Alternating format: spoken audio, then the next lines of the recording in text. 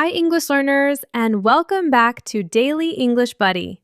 I'm Justine. And I'm Alex. And today we are talking about a situation that makes absolutely everyone feel nervous, even native speakers. That is right. Today we are talking about going to a party or a social event where you do not know anyone. It is one of the most terrifying experiences. You walk into a room, everyone is laughing and talking in perfect English, and you are standing there alone. Yes, when you first walk in, you don't even know the rules. Do you take your shoes off? Where do you put your coat? Exactly. Do I hold my jacket all night? Do I throw it on a bed? It is instant panic before you even speak to anyone. And when you are learning a language, your brain is already working so hard. But when you add loud music and big groups of strangers, it feels impossible to start a conversation. So, what do most English learners do? They find a corner, they take out their phone, and they pretend to text their friends for 2 hours. Because they don't know what to do with their hands. Or they hide in the bathroom. Or they stand next to the food table all night so they have an excuse not to talk. Ouch.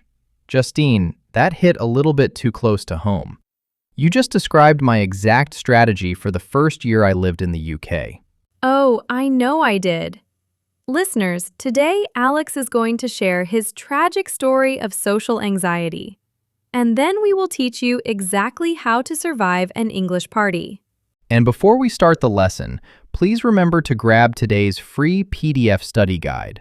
The link is right down in the description box. The PDF has all the best questions you can ask strangers to start a conversation. You definitely need that PDF, because if you don't know how to socialize, you will end up like Alex.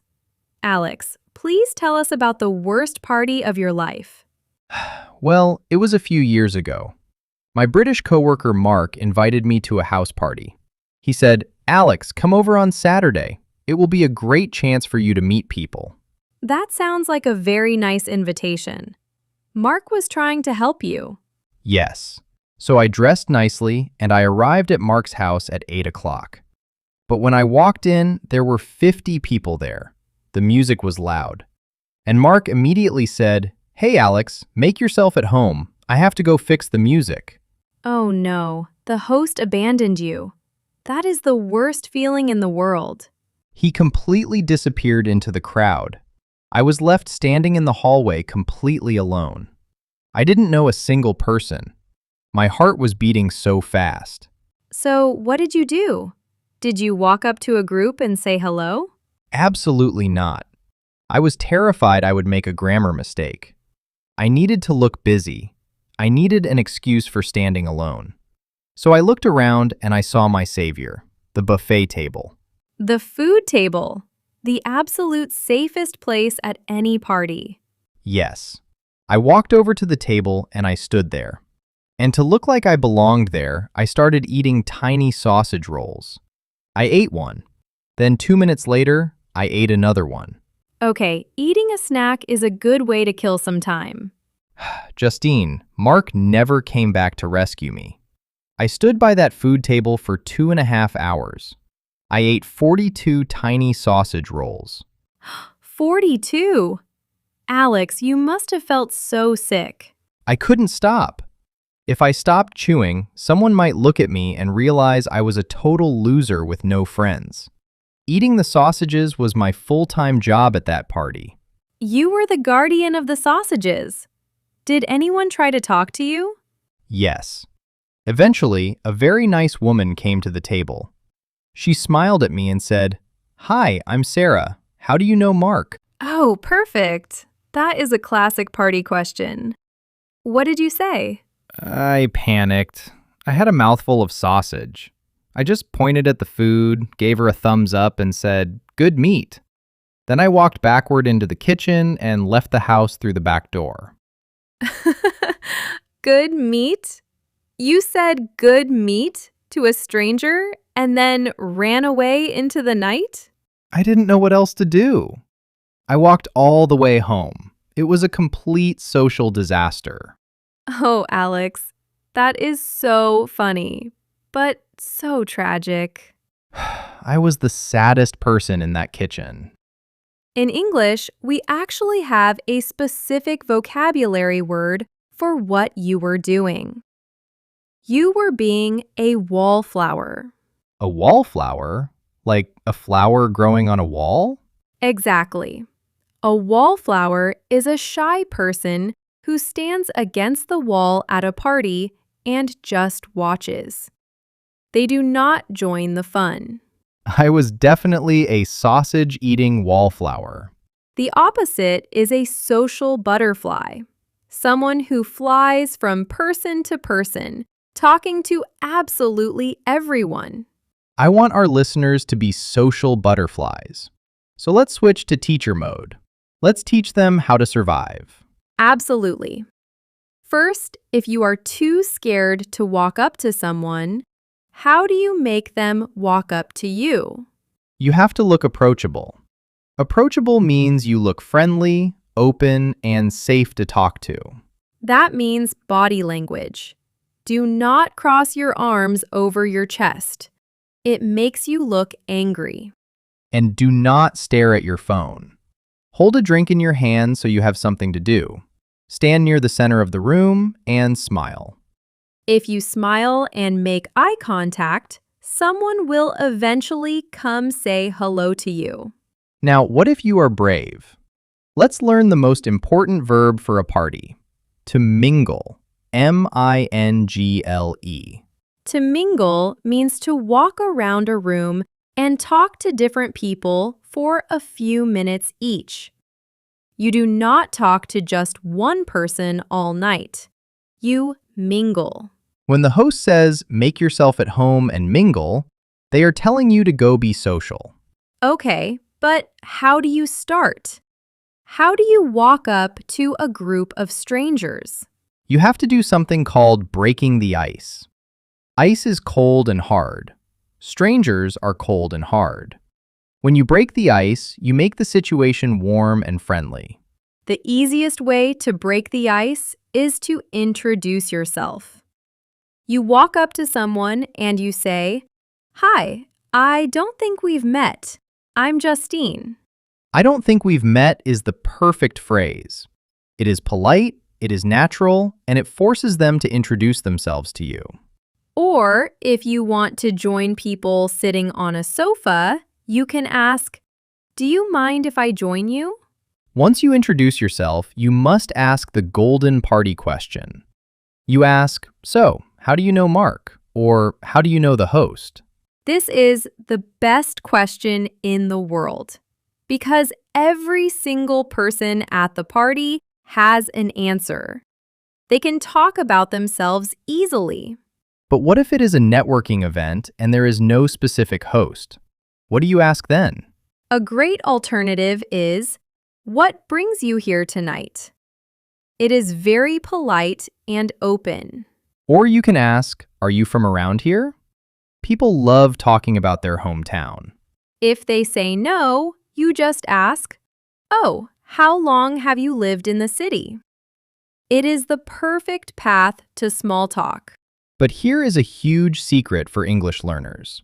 Never ask a yes or no question. Oh, that is a great tip. If you ask, "Do you like the party?" they just say yes, and then the conversation dies. Exactly. You have to ask open-ended questions. Questions that start with what, why, or how. Instead of, "Do you like the food?" you ask, "What is your favorite food on the table?" That forces them to talk more. And it gives you time to listen, relax, and think of your next English sentence. So, what are the best small talk topics? Small talk is polite, casual conversation about unimportant things. Yes, do not talk about politics, religion, or money at a party. You stick to safe topics, the weather, the food, or their hobbies. A classic small talk question is, "What do you do for a living?" This means, "What is your job?" Or, if you are in the UK, you can always talk about the weather. It is a national hobby. It really is. Terrible rain today, isn't it? That works every single time. Another great topic is the weekend. You can ask, are you doing anything fun this weekend? Or if it is Monday, did you get up to anything fun this weekend? Get up to is a great phrasal verb meaning do. Another trick for breaking the ice is giving a compliment. If you like someone's shirt, say, I love your shirt. Where did you get it? But remember our last episode. Do not say, I love your pants in the UK. Say, I love your trousers. Yes, please remember the trouser rule. Okay, so you are talking to someone. The small talk is going well, but eventually the conversation will die. This is the second scariest part, the awkward silence. You are just staring at each other. How do you escape? You need an exit strategy, a polite way to leave the conversation so you can go mingle with someone else. You cannot just walk backwards out the door like Alex did. You have to give an excuse. The most common excuse is getting a drink or food.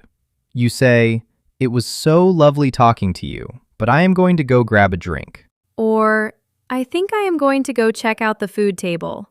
It was great meeting you. But what if you already have a full drink and a plate of food? You need another excuse. You can say, I am just going to step outside for some fresh air. It is completely natural.